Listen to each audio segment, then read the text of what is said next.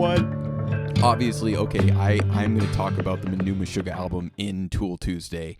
I'll give it away. Spoiler alert, I'm doing a song from the new Meshuggah album for Tool Tuesday, and I will go, because that's all aligned. The markets in Meshuggah are all aligned. In case you didn't notice, that's what I've been saying since day one, that the markets and Meshuggah are aligned. Hopefully you figured that out. I actually know many of you have. Obviously, shout out to Ninja Dave 10 million times over. He saw that instantly, that I'm telling you, Meshuggah is the keys to the market. And what happens? Meshuggah releases, in my opinion, their greatest work right on schedule for the markets to go ballistic, right? That's obviously what's going on. And I'm basically going to repeat everything I've already said. I'm going to sum it up again for you. I got another little angle to bring up here, but basically this idea that, on a technical level, these charts are showing us the most basic setup that we could have ever asked for to take us to that 702.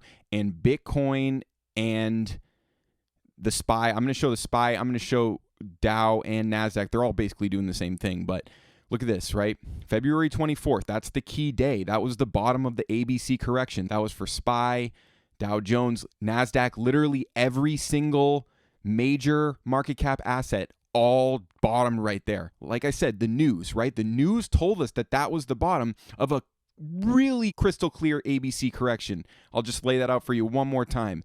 A, B,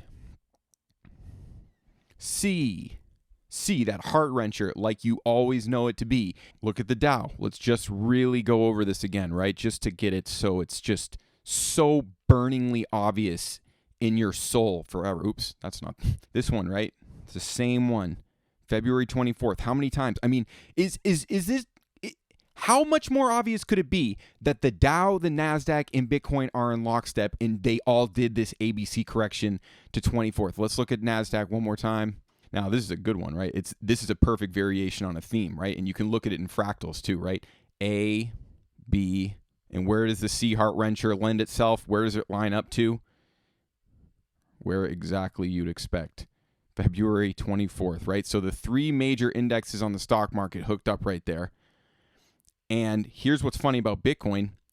Bitcoin actually completed wave 2 on February 24th. So it's almost like Bitcoin's ahead of schedule, right? So Bitcoin completed the C heart wrencher on January 24th, but it's still locked up with the markets on its wave 2 down, right? Wave 2 down, which almost comes as low as where wave 1 began. And also Bitcoin topped. Bitcoin's top came in before the Dow Jones and SPY. Look how long Dow lasted, right? Dow lasted a lot longer, all the way into January, right? So just shows, these things are slightly out of phase, ever so slightly. I'm just trying to juxtapose those wave count areas, right? And we can see that the C heart wrencher on the stock market really had an effect across all markets, including Bitcoin, but Bitcoin's just a little bit ahead of the game.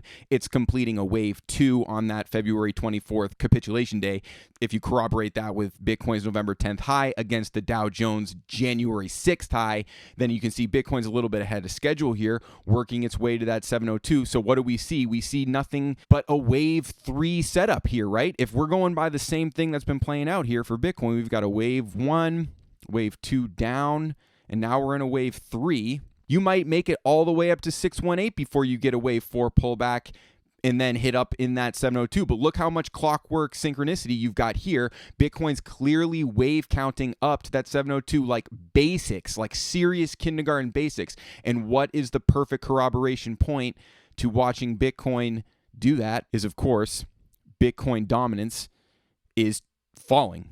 And Bitcoin is uptrending in a very obvious 5-wave move. We're making the prediction that it's heading towards the 702 in this 5-wave move, but notice that the dominance of Bitcoin is falling pretty steeply as Bitcoin is actually increasing in value. So what does that mean, right? Here we go, back to the basics of everything. Hopefully you haven't gotten lost on this journey yet, but here we are to show you that this is how the basic confluence works. Bitcoin dominance tanks when Bitcoin's in a very obvious uptrend. People are now talking bullish about Bitcoin, but what are we doing? What have we been doing for this whole time? We're all about the freaking altcoin. So I guess I'll just go down the line here because everything's sick. Everything's perfect. So everything has created an ABC correction, and realize, all these waves are fractals, right? When you think waves, you got to be thinking fractals. So look how that works on ABC corrections. Like TRB is just a giant ABC correction variation. A, B, C, that heart wrencher. So it's when you make a low above a C heart wrencher, you can start to be optimistic that an uptrend has very much started. I mean, doesn't mean it's not going to be volatile, this and that and the other thing, but this is what I'm saying. Like, you've totally, clearly, crystal clear, obvious, have turned the corner. You have these basic archetypal uptrends setting up coming out of C heart wrenchers. That's all you have. So a lot of these altcoins are in wave ones. Let's just look at any of these other ones. Like, they've basically all done the same thing, right? So GRT sets that ultimate low, and then just poking above these previous highs. And of course, that's aligning with breaking through this epic trend line, obviously. But what is GRT? Nothing more than a massive ABC correction, right? So this ABC is just spiraling out until it flips. And you could say that this is like a clear flipping point, and also you're seeing strong volume coming into a reversal here. So you could, on a fractal level, right, on the tiniest little fractal, the tiniest little beginning of an uptrend here, you could say, what does this look like to you? It's a wave 1 up, a wave 2 down, now you're in a wave 3 on the tiny little fractal, right?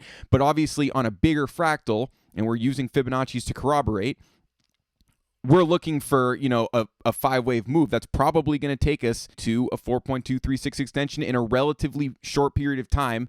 Don't want to get too ahead of anything, but all we can say is, like, these are clear uptrends coming out of C heart wrenchers, and they're coming against resistance over a year old now, right? They've been following these year-old trend line. And then if you know your ABC corrections and you can start to see what an ABC correction looks like when it turns the corner, well, then you can be pretty optimistic that that's what's happening here. If you want to go fractals one level deeper, you have to acknowledge that, GRT is holding technically a higher low. GRT is holding a higher low here relative to this previous time, right? So if you're thinking Elliott waves, that's a key thing to see. So on a fractal level, you could say that GRT is basically just done. It's a wave 1 here, right? And then a wave 2 comes almost all the way down to where wave 1 started, but it doesn't go all the way down that low, but really, really, really close, but just barely holding that higher low. Well, it seems like you're as close to the bottom of the range as you could ever expect to be, right? You can't get a better price on GRT if you're thinking that this is a wave 2 down, so. And then you corroborate that with the fact that Bitcoin is in a really clear uptrend right here. And of course, you corroborate that with the fact that the Dow Jones is in a really clear uptrend, right? Because you got the wave 1 up, wave 2 down, you got a wave 3. Maybe we just did a wave 4. Is that a wave 5? Going to look for an ABC correction? We'll know, right? We'll know if that's an ABC correction because it will probably come up to the 702 and it will just do literally an ABC correction. A, B, and here's your C heart wrencher right here, right? And then, like, okay, what have we talked about how many millions of times? Not millions, but a lot of times on the Dow Jones here. Get rid of this for a second. Is what is the wave count we're looking for here? We're looking for this wave count, right? So if you see that, you got a little miniature Head and Shoulders reversal structure because you had an ABC heart wrencher correction. And what is that? It's nothing more than the wave 2 down in this larger 5-wave move structure. Of course, that wave 2 down could come so low, right? Maybe it will come down to test this price action, but it seems as though, these major market indexes are getting a lot of they're getting a lot of buying pressure right now. I don't think the pullbacks are going to be as significant in this next 5-wave move here because I think people are starting to get bullish, right? They're definitely starting to get enthusiastic about these markets.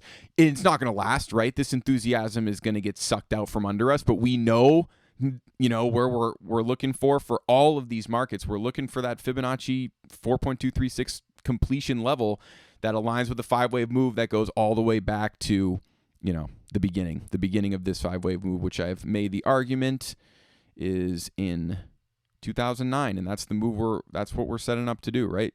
So you get a massive 3-headed reversal structure, and we're coming into the final move to take us to that 4.236 extension. Wave 1 up, 2 down, 3 up, 4 down is March 2020, and you're in a 5 up right here.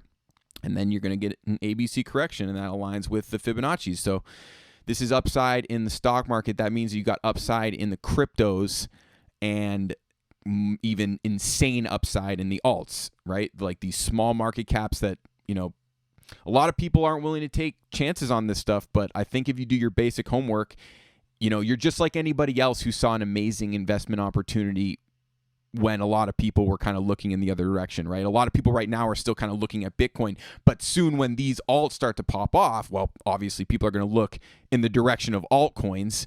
And that's, you know, this is basic altcoin season 101. You all know this, but we're repeating these mantras because it's important to repeat these things. It really is. Like listen to the lyrics, man. Listen to the lyrics of the song.